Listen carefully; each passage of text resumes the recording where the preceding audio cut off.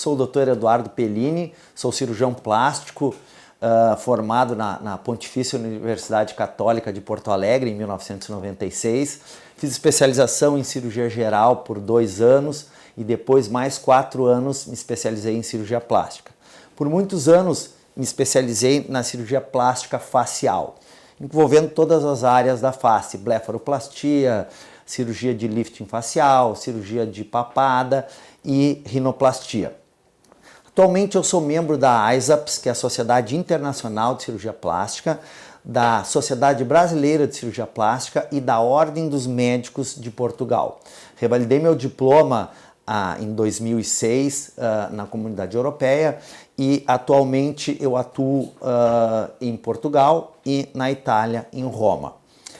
Hoje nós vamos falar sobre a cirurgia plástica facial, porque ultimamente teve várias novidades e várias evoluções na parte da cirurgia plástica facial. Tanto na rinoplastia, se falando na rinoplastia estruturada, quanto a preservation, que é a rinoplastia de preservação, quanto na parte do lifting facial, que atualmente as técnicas mais adequadas e mais modernas para se fazer no paciente são o Deep Plane e o Deep Neck.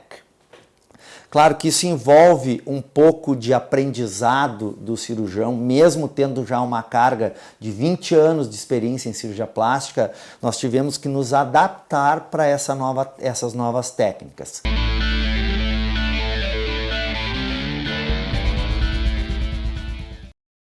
Em relação ao médico, hoje em dia é muito simples as pacientes.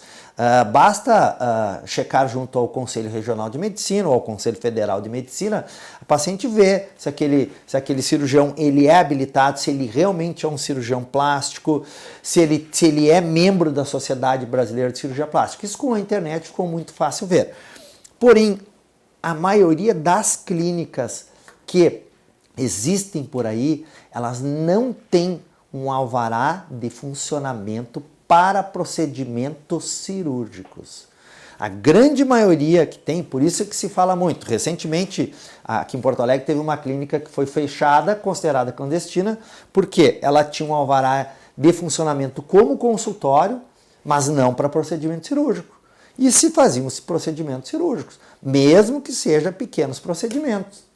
Se o local não tem alvará, que é o caso da nossa, por exemplo, nós temos um alvará que nos permite fazer qualquer tipo de cirurgia e anestesia aqui dentro.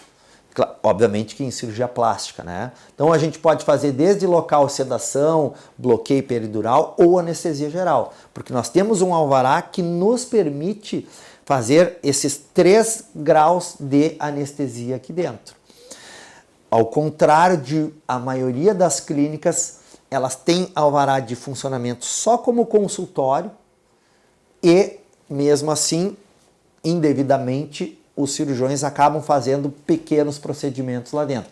Então, isso é mais complicado para o paciente descobrir isso, mas o paciente tem como verificar se o local onde ele está fazendo é habilitado para, se tem o alvará de funcionamento, para ter esse tipo de procedimento.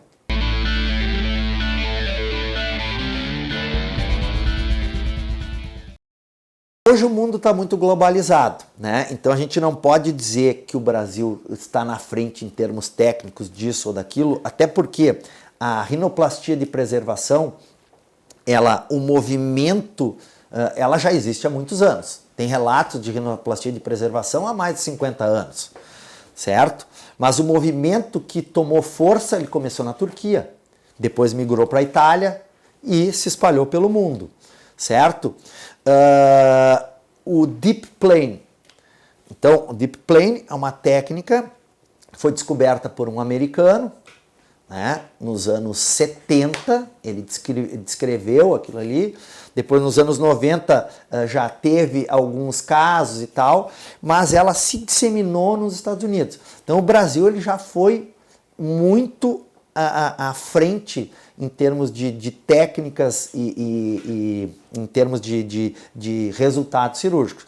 Hoje, como o mundo está muito globalizado, a gente vê uma técnica nova aparecendo em países que antes não era tão comum encontrar esse tipo de técnica. Até porque as pessoas têm muito mais acesso à internet, a ver vídeos de cirurgia, e se o cara é um cirurgião habilidoso, ele já começa a fazer.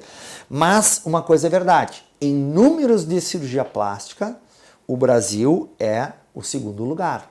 Tá? Os Estados Unidos continua sendo o primeiro lugar em números de cirurgia plástica. E o Brasil é o segundo país no mundo em número de cirurgias. Mas em relação a estar na frente, como nós tivemos na época do professor Pitangui, nos anos 80 e anos 90, hoje isso se globalizou muito. Então a gente não pode afirmar, o brasileiro... Mas obviamente que o brasileiro é um dos cirurgiões que mais consegue incorporar técnicas novas no seu arsenal de técnicas. Por quê? Talvez porque a gente tem um volume maior de cirurgias e a gente consegue fazer, diversificar, fazer o nariz, fazer uma face, fazer uma pálpebra, fazer um lifting, tirar, fazer uma lipoaspiração e com certeza, em outros países onde eles têm menos movimento cirúrgico, isso fica mais engessado. O cirurgião ele já demora mais para começar a fazer uma técnica nova.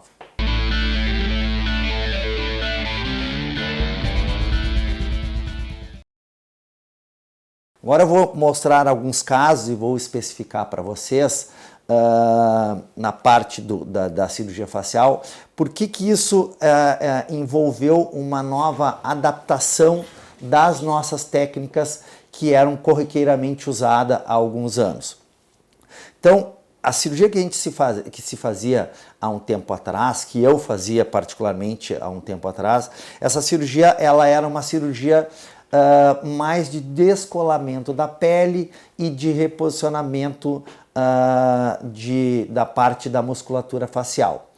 E atualmente não. Atualmente o Deep Plane ele se baseia na liberação de alguns ligamentos que temos na face, como o ligamento zigomático, o ligamento mandibular, ligamento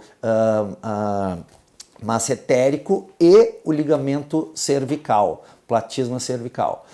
Quando a gente libera essas estruturas que fixam a parte móvel da face, a gente consegue mobilizar completamente as estruturas faciais que antes a gente não conseguia.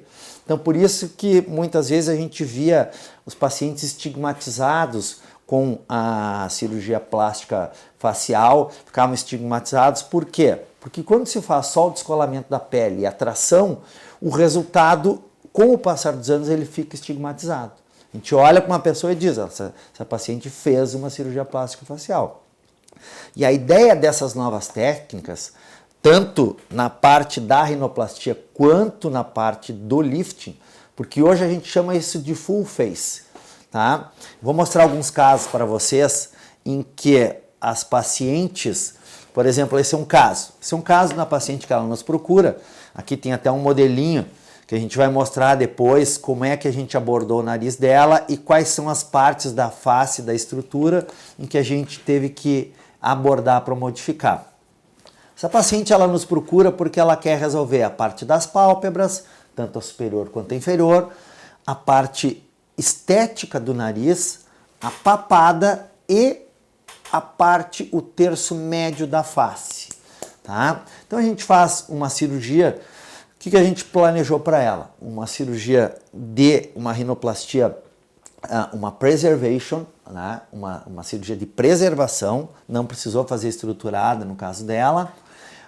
Fizemos uma blefaroplastia superior, uma blefaroplastia inferior, com remoção das bolsas inferiores, tá? Um deep plane no caso dela, e no caso da papada, por ela ser uma paciente na faixa dos seus 48 anos, a gente optou por remover a gordura da parte acima da musculatura do platisma, sem precisar mexer na parte inferior, abaixo da musculatura facial. Então essa gordura que foi removida foi só da parte que está acima do músculo. E o Deep Plane, associado a uma tração da musculatura do pescoço também, nos deu esse tipo de resultado. Então a gente vê que fica um resultado extremamente natural, um nariz muito natural, com essa estrutura da linha mandibular muito bem delimitada por causa da técnica que a gente optou, certo? Vamos pegar um outro caso, então, em que a gente também fez uma cirurgia mais complexa, tá? Essa já é uma paciente com uma idade um pouco mais avançada, dos seus 68 anos, que ela quer fazer o quê? Então, já é completamente diferente. Ela já tem a sobrancelha muito baixa, então a gente optou por fazer um endobrow lift, que é a elevação do supercílio de todo, é o brow lift, que faz toda a elevação do terço superior da face, que se faz tudo por videoendoscopia. Então essa paciente, ela não remove um único fio de cabelo. Ela vai, todo o acesso, todos são cortes que são feitos no couro cabeludo, sem remoção de pele, somente a gente faz a liberação desses ligamentos aqui para fazer a tração superior. A gente optou por fazer uma blefaroplastia superior e inferior, fizemos uma rinoplastia de preservação também, ela queria um nariz mais reto, a outra já foi um nariz um pouquinho mais baixo, com a ponta mais elevada. Essa não é uma paciente que tem uma idade mais avançada, ela prefere uma coisa bem mais natural, nariz reto. E fizemos um Deep Plane e na área, e detalhe, nesse caso foi um caso muito interessante, porque a gente optou por tratar toda a região cervical somente com a cicatriz anterior, sem cicatriz atrás da orelha. Tá? Então o Deep Plane, ele nos permite fazer esse acesso e fazer esse descolamento mais profundo e tracionar essa parte móvel da nossa face, tanto que essa parte aqui é uma região mais fixa, né? E essa parte aqui embaixo é o jaw, que é a região mais móvel. Então, quando a gente acessa pelo Deep Plane, eu consigo mobilizar isso para a região superior. E aí eu tenho esse tipo de resultado sem cicatriz atrás da orelha. Aqui no Brasil a gente chama de mini lifting, e na Europa, nos Estados Unidos, é o lifting anterior. Então a cicatriz ela só fica na parte anterior à orelha, sem cicatriz atrás, e a gente consegue um belo de um contorno de mandíbula, uma elevação boa do supercílio, um nariz bem natural, bem de acordo com uma paciente aqui, ela já tem, são 6 meses pós-operatório, então a gente percebe que essa paciente, ela com 68 anos, ela fica com um aspecto extremamente jovial. Um terceiro caso, aí um caso em que a gente optou também por fazer um endobrow lift, uma blefaroplastia superior, inferior e um Deep Plane. Nessa foto a gente percebe que se a gente traçar uma linha do canto do olho até o canto da mandíbula, a gente vê perfeitamente que essa parte aqui, ela não tem problema nenhum, essa paciente. Que na parte inferior, ela tem todo um descenso do jaw, que é essa parte que está mobilizada, que com o envelhecimento ela acaba caindo. Então, a gente fez o Deep Plane, fez um endobrow, fez a blefaroplastia, tratou a região cervical somente com lipoaspiração, sem abrir o mento. Depois, nós podemos falar de outros casos em que a gente tem que fazer o Deep Neck. O Deep Neck são aqueles pescoços muito volumoso, em que tem gordura acima do músculo platisma, que é esse músculo aqui, e tem gordura abaixo desse platisma. E aí tem a questão de ter uma hipertrofia da musculatura, que às vezes a gente tem que remover, e hipertrofia das glândulas submandibulares, que às vezes também tem que remover. Mas não foi o caso aqui. Tá? Então a gente observa como ele levou muito bem a parte do supercílio, a parte da pálpebra tem um resultado extremamente natural, pois são cirurgias minimamente invasivas, que a gente não faz grandes ressecções, até porque quando se traciona a parte superior do supercílio, você já diminui muito a quantidade que tem que remover de pele na parte superior.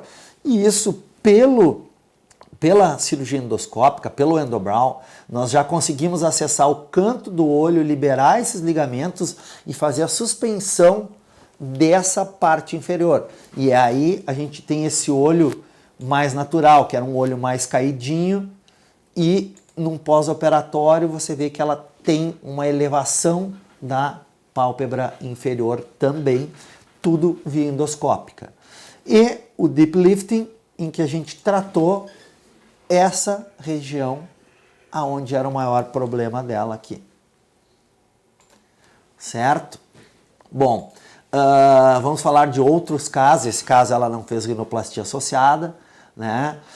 Nós vamos pegar vamos escolher um quarto caso aqui, em que a paciente faz a rinoplastia associada para que tenha um resultado mais harmônico da face, né? Então, são casos, normalmente é bastante comum na nossa experiência, os pacientes quererem resolver a parte facial, a parte de nariz e a parte parte do terço superior e parte de pálpebras. Então, olha esse caso. Esse caso a gente já teve que fazer a região cervical junto. Então a gente já faz uma pequena cicatriz na região do mento, bem nessa região.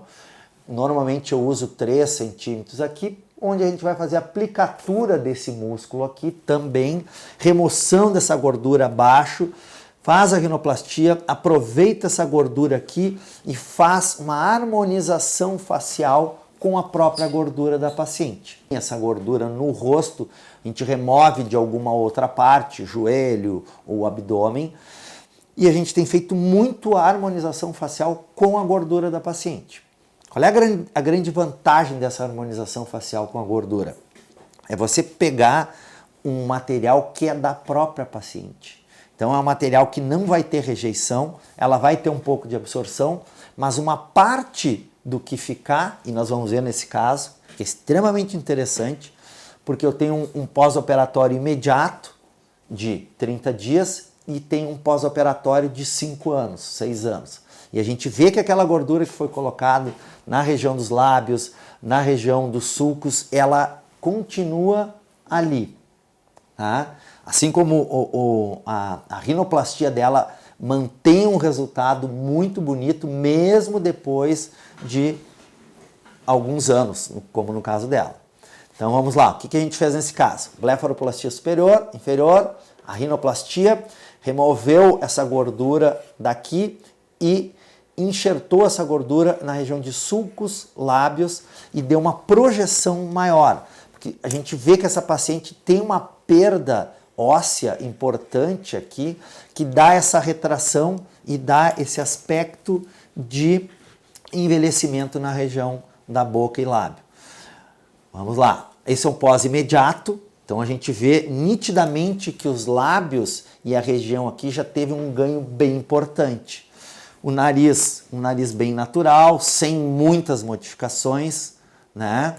E essa foto, 5 anos depois, a gente vê que a gordura na região dos lábios e o contorno mandibular dela e a região cervical estão extremamente preservados, tá? Por uma paciente de 65 anos. Então, é um resultado bem interessante, uma paciente que tinha esse tipo de resultado. O que é a harmonização facial? Então, muitas pacientes às vezes nos perguntam, como que faz? A harmonização facial nada mais é do que uma combinação de técnicas, que pode ser o ácido hialurônico, os estimuladores de colágeno, como o Sculptra, eu gosto muito do Sculptra, o Botox. Então, a gente mescla essas técnicas e faz uma harmonização. Bom, quando a paciente está indo para uma cirurgia, na grande maioria dos casos, a gente não usa produtos sintéticos, né? A gente utiliza material da própria paciente. Então, ou a gente faz enxerto de gordura, ou faz aumento de volume utilizando retalhos musculares ali do próprio platisma para dar mais volume em linha de mandíbula, até porque essa paciente já está sob uma anestesia e a gente quer melhorar o resultado final dela. Então, nesse caso, normalmente nós utilizamos a gordura. Como é que se utiliza essa gordura? Nós temos duas técnicas basicamente. Ou se faz o nanofat ou o microfat. Qual é a diferença? Então, nós temos um filtro chamado filtro de Tonnard, que a gente remove a gordura ou do abdômen, ou no caso dela foi da papada e gordura submandibular. E muitas vezes a gente tem utilizado a gordura da bola de bichar, faz a bichectomia, pega aquela gordura, transforma ela, passa pelo filtro e transforma ela num microfat.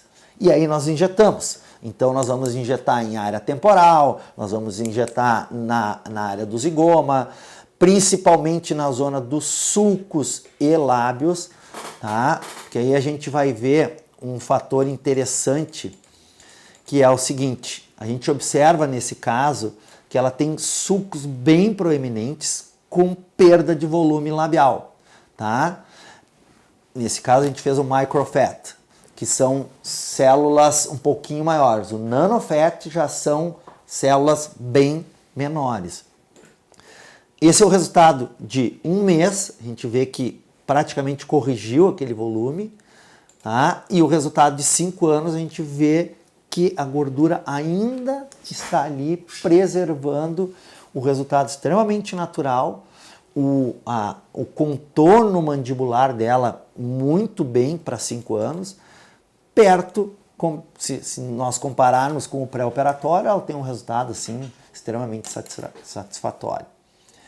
Então, certamente as pessoas acabam nos perguntando mais coisas e vão surgir outras questões que é difícil abordarmos tudo isso em uma entrevista. Nós estamos planejando fazer um segundo vídeo explicando e entrando em detalhes sobre a rinoplastia de preservação, entrando em detalhes somente sobre o deep plane, entrando em detalhes somente sobre a harmonização facial com a gordura da paciente, que é o microfat e o nanofat, e isso certamente iremos abordar no segundo vídeo.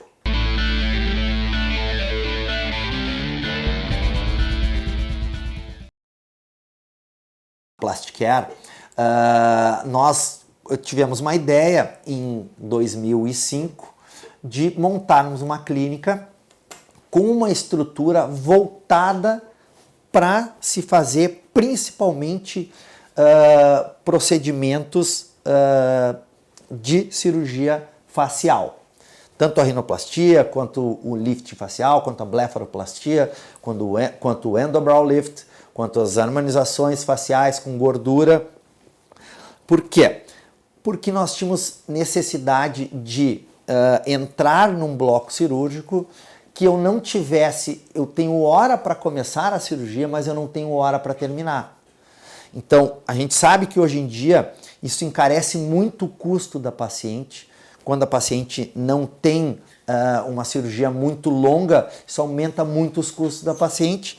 Fora que a grande maioria dos hospitais não tem um instrumental extremamente adequado para cada uma desses procedimentos.